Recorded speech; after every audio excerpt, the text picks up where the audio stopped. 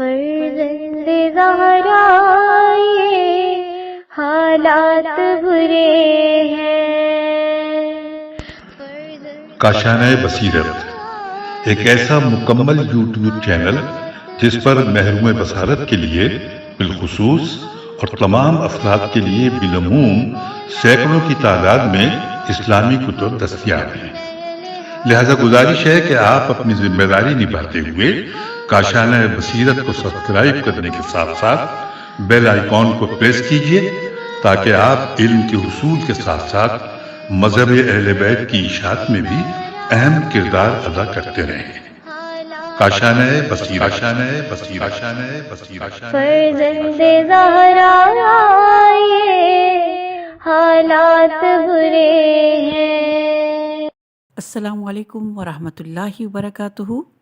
سامعین، آپ سماعت فرما رہے ہیں سیرت امیر المومنین حضرت علی ابن ابی طالب حصہ اول۔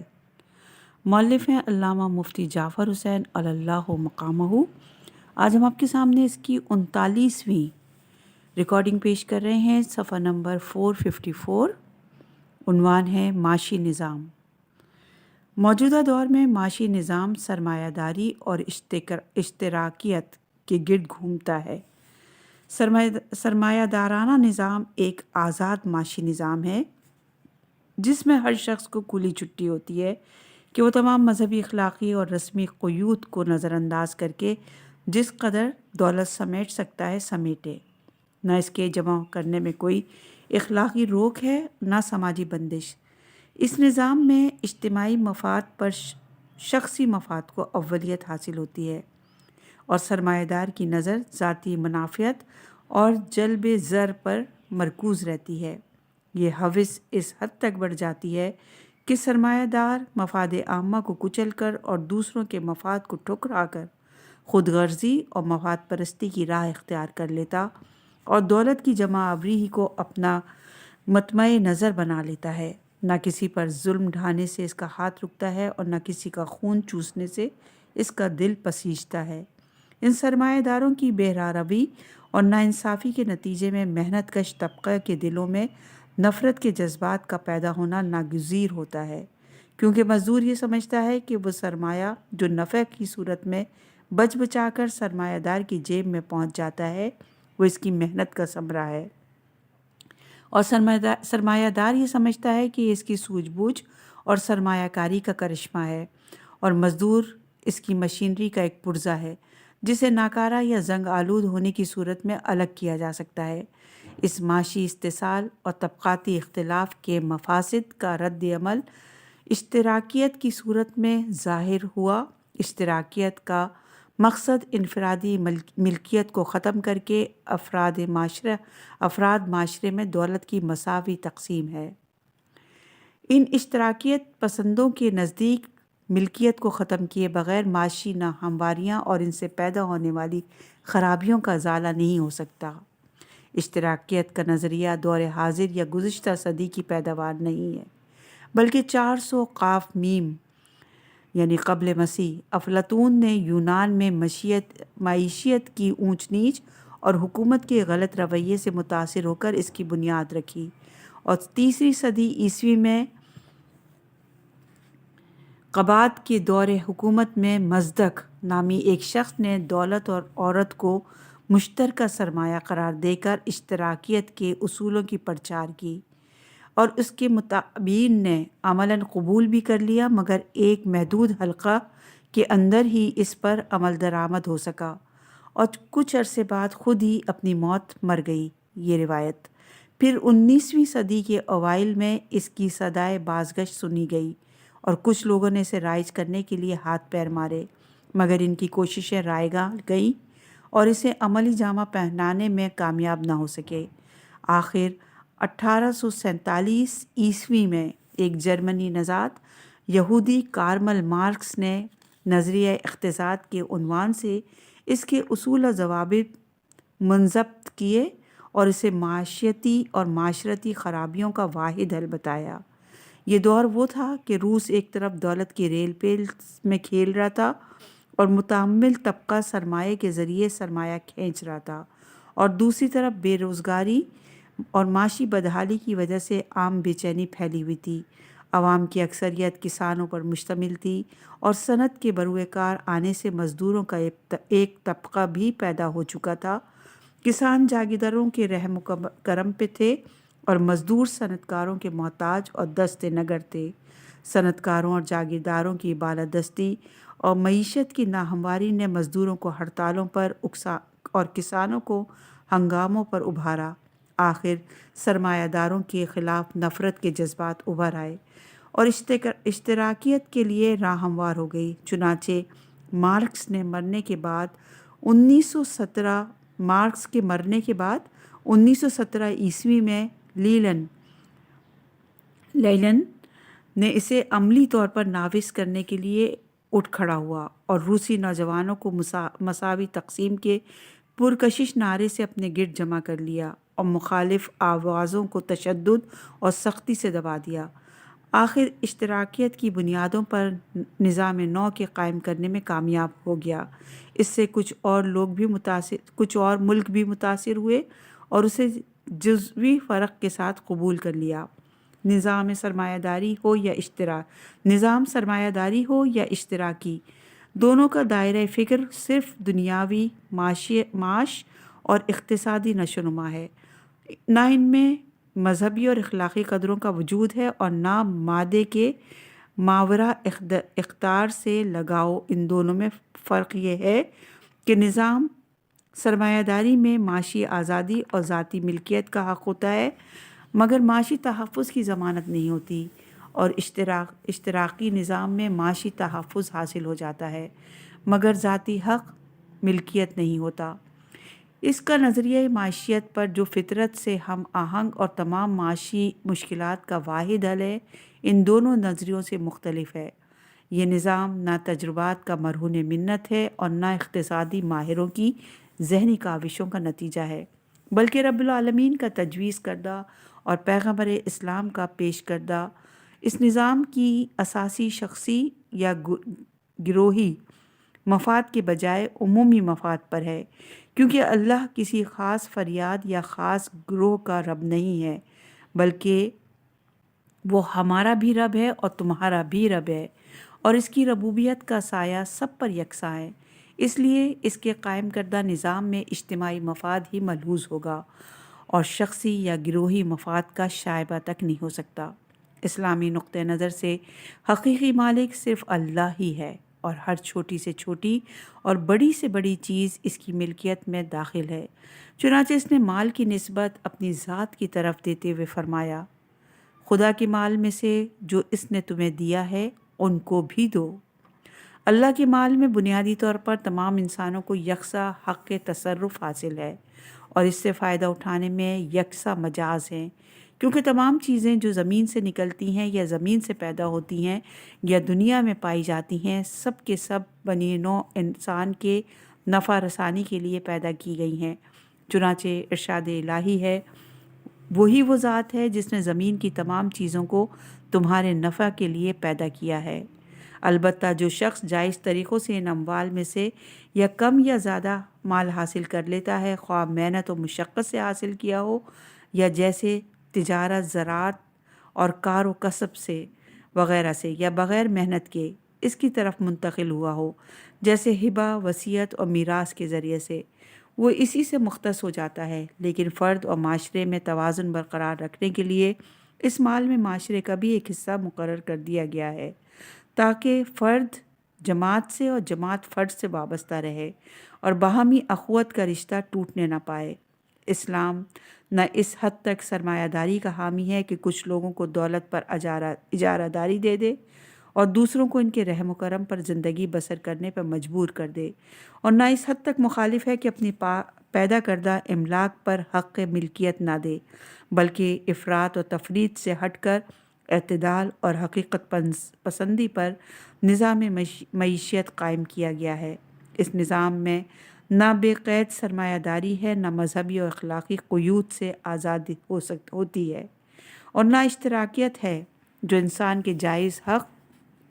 کے ملکیت کو سلب کر کے اس کی محنت کو روٹی اور کپڑے کے عوض خرید لیتی ہے۔ اور ایک خاص طبقہ اس کی کمائی کو اپنی ثوابدید سے خرچ کرنے کا مجاز ہو جاتا ہے۔ اسلام نے نہ سرمایہ داری کی پشت پناہی کی ہے، نہ ایک غیر عادلانہ طبقاتی نظام ظہور میں آئے اور معاشرہ غیر متوازن ہو کر رہ جائے، اور نہ غیر فطری مساوات کی تعلیم دی ہے کہ حکومت تمام پیداواری وسائل کو اپنی تحویل میں لے کر قومی ملکیت قرار دے لے اور تمام افراد کی ضروریات کی یکساں طور پر کفیل ہو جائے۔ اس جبری مساوات سے کارکردگی کا جذبہ مزمحل اور سعی اور طلب کا ولولہ سرد پڑ جاتا ہے، کیونکہ ذاتی کام اور اجتماعی کام میں تفریط کیے بغیر کار و کسب میں یکساں دلچسپی لینا انسانی تقاضۂ طبیعت کے خلاف ہے، اور اس کا اثر جلد یا بدیر معاشرے کی مجموعی پیداوار پر پڑنا بھی ناگزیر ہے۔ اسلام نے اس جبری اور غیر فطری مساوات کے بجائے ذرائع معیشت میں مساوات رکھی ہے اور ہر شخص کے لیے یکساں معاشی مواقع فراہم کیے ہیں تاکہ ہر فرد اپنی جدوجہد اور استعداد کار سے معیشت کا سر و سامان کرے اور اپنی محنت و کاوش کے مطابق ثمرہ اور نتیجہ حاصل کرے۔ چنانچہ قرآن مجید میں ہے، انسان کو اپنی محنت ہی کا ثمرہ ملتا ہے۔ اس نظام کے ماتحت یہ امر ناگزیر ہے کہ معیشت کے اعتبار سے افراد میں تضاوت بھی رہے، کیونکہ تمام افراد میں استعداد اور صلاحیت یکساں نہیں ہوتی۔ جب استعداد اور قوت کار میں یکسانیت نہیں ہے تو اس کے نتائج میں یکسانیت کیوں کر ہو سکتی ہے؟ لہٰذا خارجی مساوات کو بروئے کار لانے کے بجائے اسلام نے امیر و غریب کے درمیانی فاصلے کم کرنے پر توجہ دی ہے اور انفرادی حقوق ملکیت کے ساتھ متمامل طبقے پر ایسے مالی فرائض بھی عائد کر دیے ہیں جن کی پابندی کے بعد نہ معاشرہ غیر متوازن ہو سکتا ہے اور نہ کسی فرد کی ضروریات سے محروم رہنے کا سوال پیدا ہوتا ہے۔ اسلام نے معاشی آزادی کے ساتھ انفرادی ملکیت کا بھی حق دیا ہے۔ انفرادی ملکیت ایک ایسا جذبہ ہے جو انسانی فطرت میں سمو دیا گیا ہے، اور اسلام تمام شعبۂ حیات میں فطرت کا ہمنوا ہے۔ اس لیے اسلامی نقطہ نظر سے انفرادی ملکیت کا جواز ایک مسلمہ حقیقت ہے، اور قرآن مجید میں متعدد مواقع پر اموال کی نسبت افراد کی طرف دے کر ان کے حق ملکیت کو واضح کر دیا ہے، اور دوسروں کے اموال میں تصرف بے جا کو ناجائز قرار دیا ہے۔ چنانچہ ارشاد الہی ہے، آپس میں ایک دوسرے کا مال ناحق نہ کھا جاؤ اور نہ حاکموں کو بطور رشوت دو، تاکہ لوگوں کے مال میں جو کچھ ہاتھ لگے خرد برد کرنے لگ جاؤ، حالانکہ تم جانتے ہو۔ اسلام نے صرف شخصی ملکیت کا حق ہی نہیں دیا بلکہ اس حق کے تحفظ اور احترام پر بھی زور دیا ہے۔ چنانچہ غصب اور خیانت اور چوری ڈکیتی پر تحدید اور سزا اسی حق ملکیت کے تحفظ اور احترام کی بنا پر تجویز کی ہے، کیونکہ اسلام کا عدل پسند مزاج یہ گوارا نہیں کرتا کہ کسی کے مال کو خرد برد کیا جائے یا مالک کی رضامندی کے بغیر اس میں تصرف کیا جائے۔ چنانچہ پیغمبر اکرم صلی اللہ علیہ وآلہ وسلم کا ارشاد ہے، کسی شخص کا مال اس کی رضامندی کے بغیر جائز نہیں ہے۔ اسلام نے اگرچہ شخصی ملکیت کا حق دیا ہے، مگر وسائل معیشت پر ایسے قیود عائد کر دیے ہیں کہ بے قید سرمایہ داری کا انسداد اور اس سے پیدا ہونے والے مفاسد کا تدارک ہو جاتا ہے۔ چنانچہ جائز اور ناجائز اور حلال و حرام کی تفریق قائم کر کے دولت کو متوازن حد سے آگے نہیں بڑھنے دیا، اور اندھا دھند جل بزر اور دولت کی اجارہ داری کے آگے ایک بند خود بخود بن جاتا ہے۔ اس بے قید سرمایہ داری کا ایک بڑا سبب سودی کاروبار ہے۔ اسلام نے سرے سے سود کو حرام قرار دے دیا ہے تاکہ سرمایہ داری کو تقویت حاصل نہ ہو۔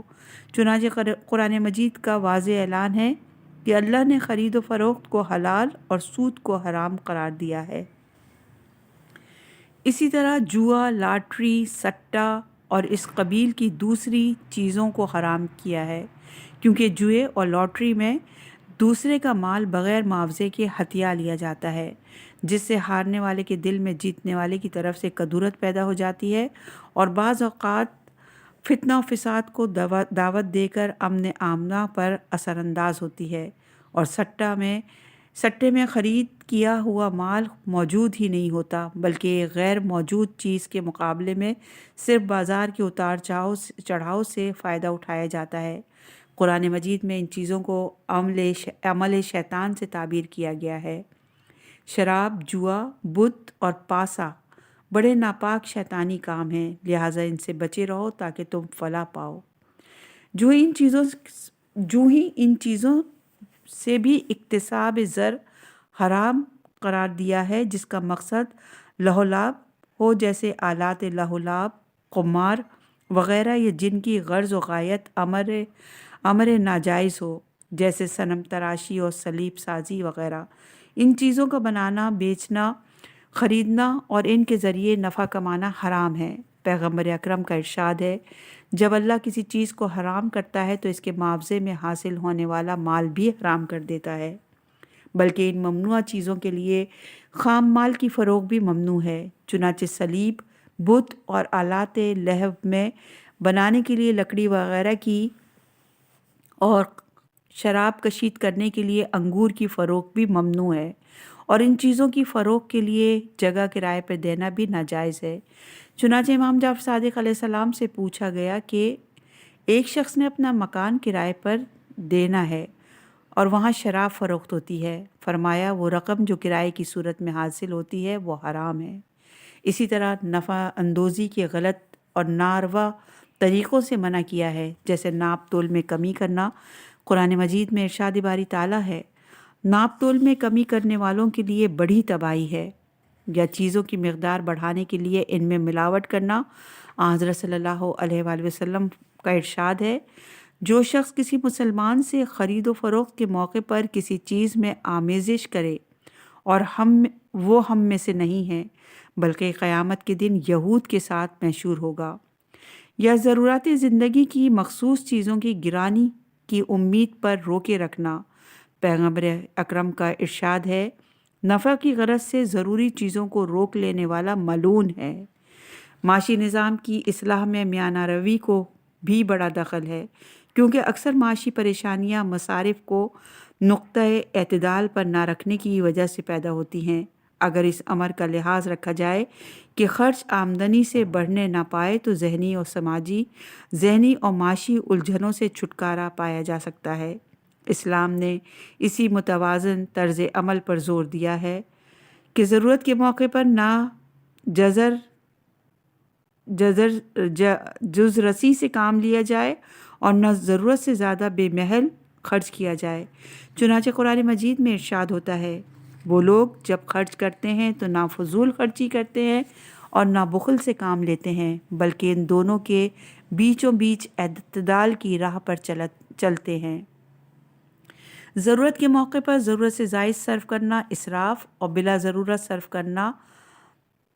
تبذیر کہلاتا ہے۔ قرآن مجید میں اسراف اور تبذیر دونوں سے منع کیا گیا ہے۔ چنانچہ اسراف کے بارے میں ارشاد باری تعالیٰ ہے، خدا اسراف کرنے والوں کو دوست نہیں رکھتا۔ اور تبذیر کے بارے میں ارشاد ہے، قریبیوں کا حق دو، نیز مسکین اور مسافر کے حقوق ادا کرو، اور دولت کو بے موقع ضائع نہ کرو۔ اس قرآنی حکم سے ظاہر ہے کہ اگر دولت مستحقین کی عنات اور ادائے حقوق کے علاوہ نام و نمود، ٹھاٹ باٹ اور غیر ضروری سامان تعیش پر صرف ہوگی تو یہ ضیاء مال اور تبذیر ہے۔ اور قرآن مجید میں ارشاد ہوتا ہے، بے موقع اور بے ضرورت مال ضائع کرنے والے شیطان کے بھائی ہیں۔ اس بے موقع اور بے ضرورت صرف سے روکنے کا ایک مقصد تو یہ ہے کہ جو غریب اور نادار آس پاس بستے ہیں ان میں احساس محرومی پیدا نہ ہو اور نہ ان کے جذبات مجروح ہوں، اور دوسرے وہ دولت جو غیر ضروری مصارف پر خرچ ہوتی ہے وہ عزیز و اقارب اور معاشرے کے پسماندہ افراد کے کام آئے۔ اس کا مقصد یہ نہیں کہ دولت کے ذخائر سمیٹ کر تجوریاں بھر لی جائیں اور سونا اور چاندی کے انبار جمع کر لیے جائیں۔ یہ دولت کا اقتناص ہے، اور دولت کا اقتناص اسی صورت میں ہوتا ہے جب ادائے حقوق سے گریز کیا جائے۔ اگر مالی واجبات ادا ہوتے رہیں تو دولت کے جمع رہنے کا سوال ہی پیدا نہیں ہوتا، بلکہ اس میں بڑھوتری کے بجائے کمی ہی ہوتی جائے گی اور آخر خود بخود ختم ہو جائے گی۔ اسلام اس کی قطعاً اجازت نہیں دیتا کہ سونا اور چاندی سمیٹ کر رکھا جائے۔ چنانچہ ارشاد الہی ہے،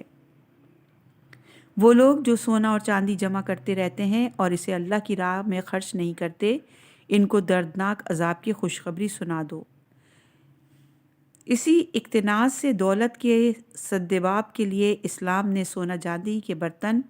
اور مردوں کے لیے سونے کا استعمال ناجائز قرار دیا ہے، کیونکہ یہ بھی اقتناز میں شامل ہے، جس سے سرمایہ منجمد اور معیشت غیر متوازن ہو جاتی ہے۔ اسلام یہ چاہتا ہے کہ سونے چاندی کو منجمد صورت میں رکھنے کے بجائے گردش میں رکھا جائے، تاکہ خود صاحب مال کے مال میں بھی وسعت ہو اور دوسرے بھی اس گردش زر سے فائدہ اٹھا کر بے روزگاری سے متاثر نہ ہوں۔ معاشرے میں محنت کش طبقے کے مفادات کا تحفظ بھی ضروری ہے اور اسے ان کی محنت کا اتنا معاوضہ ملنا چاہیے جس سے وہ اپنی بنیادی ضروریات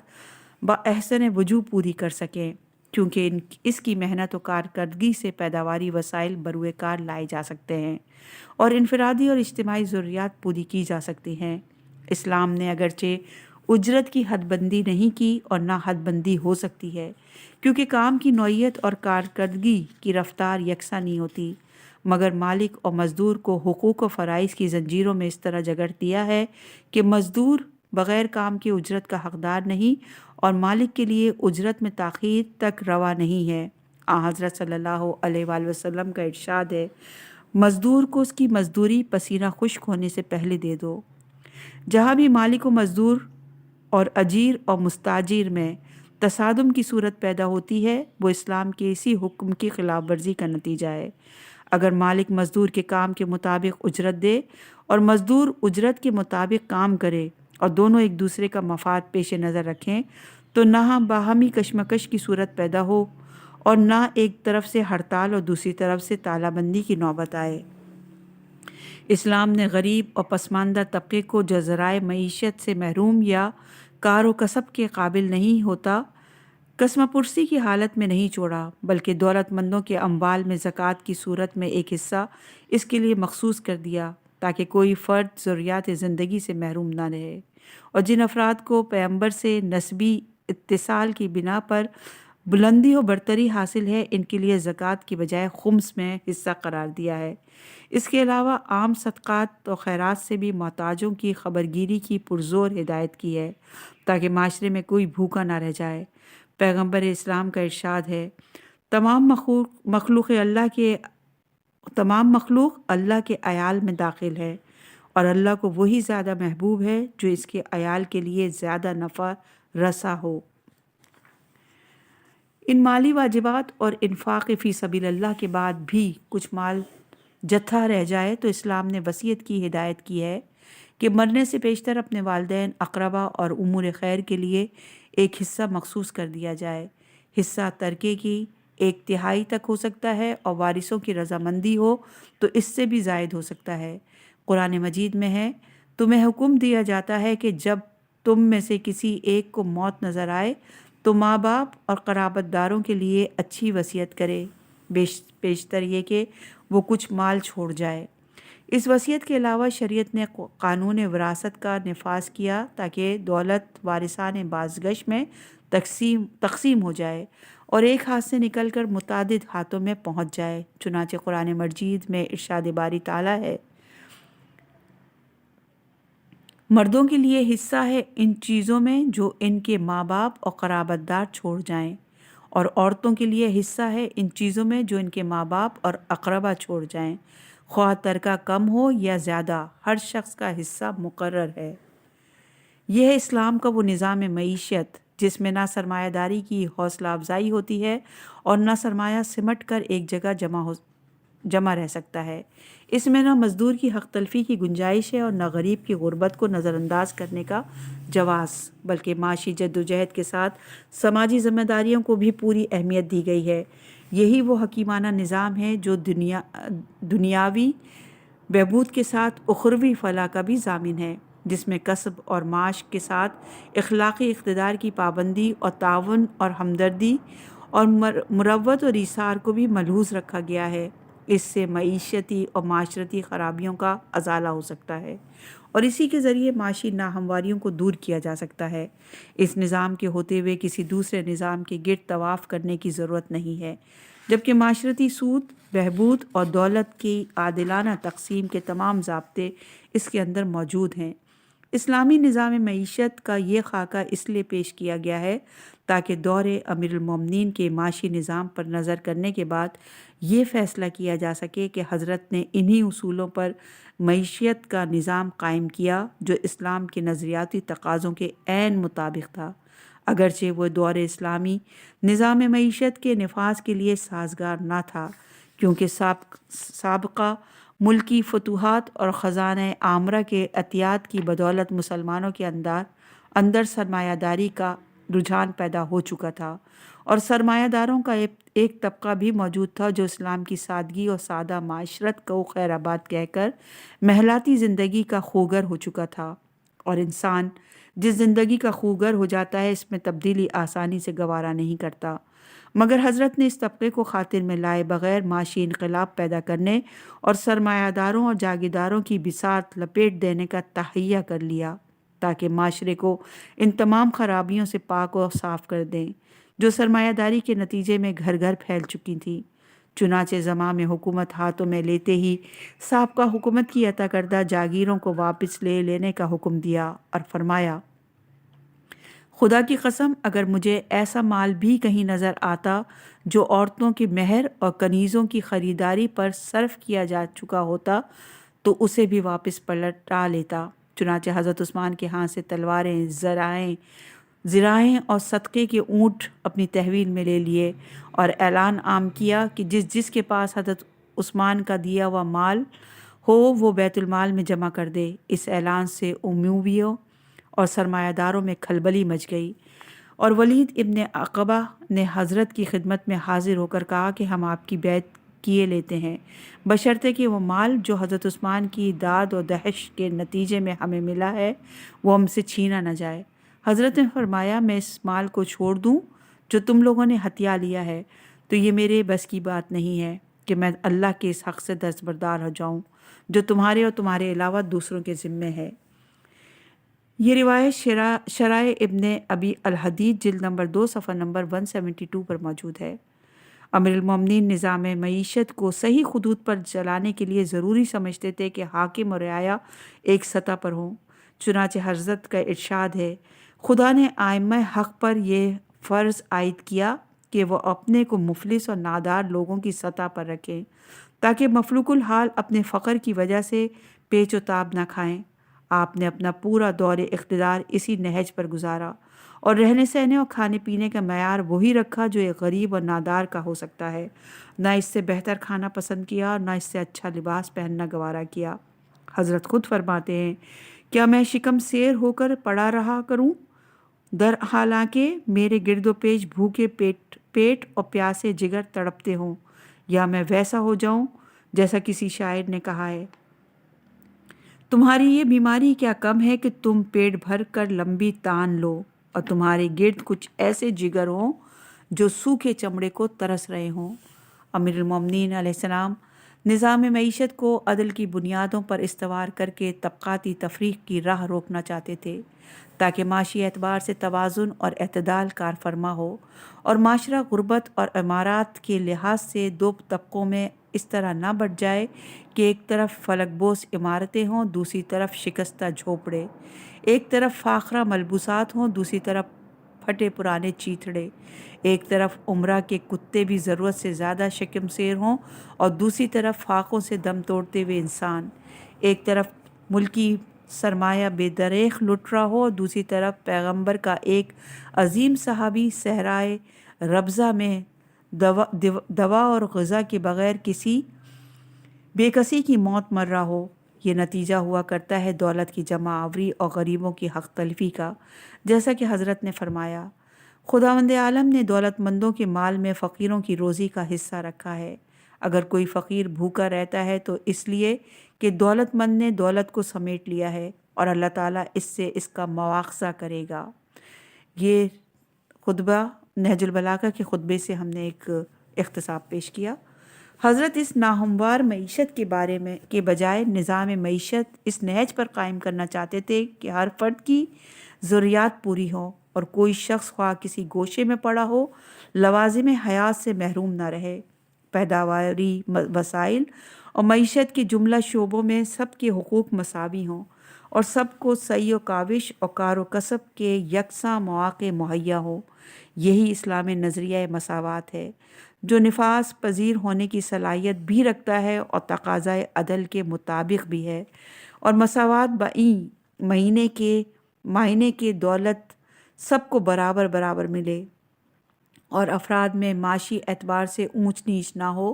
تو اس خارجی مساوات کا اسلامی نظریے سے کوئی تعلق نہیں ہے، جیسا کہ اسلام کی مالی فرائض زکوٰۃ، خمس، حج وغیرہ سے ظاہر ہے، اور نہ اس قسم کی مساوات سے اجتماعی زندگی کو کسی مضبوط بنیاد پر استوار کیا جا سکتا ہے۔ چنانچہ حضرت کا ارشاد ہے، انسانوں کی بھلائی اسی میں ہے کہ ان میں تفاوت رہے، اور اگر سب برابر ہو جائیں تو ہلاک ہو جائیں۔ یہ روایت امالی صدوق میں موجود ہے۔ ظاہر ہے کہ جب تک انسان معاشی اعتبار سے ایک سطح پر ہوں گے تو ایک دوسرے کی احتیاج اور ضرورت نہ ہوگی، جس کے نتیجے میں روابط کمزور اور معاشرتی تعلقات مزمحل ہو جائیں گے، اور آخر مدنیت اور اجتماعیت کا شیرازہ بکھر جائے گا، جو سراسر ہلاکت و تباہی ہے۔ عہد امیر المومنین کے معاشی نظام پر نظر کی جائے تو یہ چیز بالکل روشن اور واضح ہو جاتی ہے کہ کاروباری آزادی کے ساتھ پیداواری وسائل عوام کی ملکیت تھے، اور ہر شخص معیشت کے مختلف ذرائع زراعت، تجارت، دستکاری وغیرہ کے اختیار کرنے میں آزاد تھا، اور ایک بہترین نظام معیشت کی بنیادی قدر یہی ہے کہ ایک طرف مکمل معاشی آزادی ہو، دوسری طرف مکمل معاشی تحفظ، تاکہ ہر شخص اپنی محنت اور کارکردگی کے نتیجے سے مطمئن ہو کر جدوجہد میں لگا رہے۔ حضرت یہ گوارا نہ کرتے تھے کہ کوئی شخص کار و کسب اور معاشی تگ و دو چھوڑ کر معاشرے پر بار بن جائے اور اپنی کمائی کے بجائے دوسروں کی کمائی سے اپنا پیٹ پالے۔ البتہ جو شخص اپنی ضروریات کے فراہم کرنے سے عاجز ہوتا یا ضروریات سے اس کی آمدنی کم ہوتی تو بیت المال سے اس کی انات کی جاتی۔ حضرت زراعت اور تجارت کو معاشی فاروق البالی کا سرچشمہ سمجھتے تھے، چنانچہ حضرت کا ارشاد ہے، جسے زمین اور آبیاری کے لیے پانی میسر ہو اور وہ پھر نادار رہے تو اللہ اسے دور ہی رکھے۔ تجارت کے بارے میں فرماتے تھے کہ تجارت کرو، اس لیے کہ تجارت ہی وہ سرمایہ ہے جو تمہیں لوگوں کے مال اور دولت سے مستغنی کر دے گا۔ حضرت زراعت تجارت کی حوصلہ افزائی کرتے، خود بھی کھیتی باڑی کرتے اور کاروبار میں عملاً حصہ لیتے تھے، چنانچہ افتادہ اور بے آباد زمینوں کو آباد کرتے، چشمے کھدوا کر باغوں اور نخلستانوں کی آبیاری کرتے۔ اسی طرح تجارت کی طرف رغبت دلانے کے لیے ایک مرتبہ اپنا تہمت فروغ کرنے کے لیے پیش کرتے ہوئے فرمایا، میں نے یہ تہمت 5 درہم میں خریدا تھا، اگر کوئی 1 درہم زیادہ دے تو اس کے ہاتھ بیچ دوں گا۔ فرصت کے اوقات میں اپنے شاگرد میسا میں تمار کی دکان پر بیٹھ جاتے، اگر میسا میں ادھر ادھر ہوتے تو گاہکوں کو ہاتھوں کھجورے بیچتے اور اس میں ذرا سبکی محسوس نہ کرتے۔ حضرت تجار اور کاروباری طبقے پر نظر رکھتے تھے تاکہ بلا وجہ قیمتوں میں اضافہ نہ کریں، چنانچہ بازاروں میں گھوم پھر کر چیزوں کے نرخ دریافت کرتے، ناپ تول کا جائزہ لیتے۔ ابو الصحابہ کہتے ہیں، میں نے شت کلاہ یعنی بصرے میں دیکھا کہ حضرت نرخ پوچھتے پھرتے ہیں۔ ذخیرہ اندوزی کر کے مصنوعی قلت اور گرانی پیدا کرنا ایک معاشرتی جرم ہے۔ حضرت نے اس کی روک تھام کرنے کے لیے عام اعلان کر دیا تھا کہ کوئی شخص گرہ فروشی کے ارادے سے ضروریات زندگی کا ذخیرہ نہ کرے۔ چنانچہ مالک اشتر کو تحریر فرمایا ذخیرہ اندوزی سے منع کرنا، کیونکہ رسول اللہ صلی اللہ علیہ وآلہ وسلم نے اس سے ممانعت فرمائی ہے، لہٰذا جو بھی ذخیرہ اندوزی کا مرتکب ہو اسے مناسب حد تک سزا دینا۔ معاشی نظام میں توازن اسی صورت میں قائم رہ سکتا ہے جب اسراف یعنی ضرورت سے زائد خرچ اور تبدیس یعنی بلا ضرورت خرید سے بچ کر رہا جائے۔ حضرت ان دونوں چیزوں کو معاشی تباہی کا پیش خیمہ سمجھتے تھے، چنانچہ بلا ضرورت خرچ کرنے کے بارے میں فرمایا، میانہ روی اختیار کرتے ہوئے فضول خرچی سے باز آؤ، آج کے دن کل کو بھول نہ جاؤ۔ اور غیر ضروری چیزوں کو سمیٹنے کے بارے میں فرمایا، جس چیز کی ضرورت نہ ہو اسے چھوڑ دو اور اسی چیز کو حاصل کرو جس کی ضرورت ہو۔ جب انسان میانہ روی کو چھوڑ کر ضرورت سے زائد خرچ کرتا ہے تو اس کے نتیجہ یہی دیکھنے میں آتا ہے کہ وہ محتاج اور دست نگر ہو کر رہ جاتا ہے۔ چنانچہ شادی بیاہ اور مختلف تقریبات پر زمین اور جائیداد بیچ کر یا سودی قرضہ لے کر اندھا دھند خرچ کرتا ہے، اور کنبے اور برادری اور محلے اور شہر میں دریا دلی کی شہرت بھی حاصل کر لیتا ہے، مگر آخرکار یا ذریعہ معاش سے محروم ہو جاتا ہے یا سود در سود کے چکر میں پڑ کر اطمینان اور سکون کھو بیٹھتا ہے۔ اسی طرح بلا ضرورت خرید بھی معیشت پر اثر انداز ہوتی ہے۔ چنانچہ جب ایک چیز بلا ضرورت خریدنے والے کے کام تو آتی نہیں، اب کسی اور ضرورت کو پورا کرنے کے لیے مقدور نہ ہو تو یا اس بے ضرورت چیز کو اونے پونے بیچے یا نقصان اٹھائے یا اپنی ضرورت کی چیز سے دستبردار ہو جائے، اور اگر اس بلا ضرورت خرید کا رجحان بڑھ جائے تو اس سے معاشرہ بھی یقیناً متاثر ہوگا، اس طرح کہ جس کے پاس وہ چیز ہے وہ اس کے کام کی نہیں ہے، اور جسے اس کی ضرورت ہے وہ طلب کرنے کے بڑھ جانے سے یا تو اسے مہنگے داموں خریدے یا اس سے محروم رہے، اس لیے کہ بلا ضرورت خرید سے طلب رسد سے بڑھ جاتی ہے اور چیزوں کی قیمتیں چڑھ جاتی ہیں، اور قیمتوں کے اتار چڑھاؤ سے افراط زر کا دباؤ بڑھ جاتا ہے، جس کا نتیجہ معاشی تباہی کے سوا کچھ نہیں ہوتا۔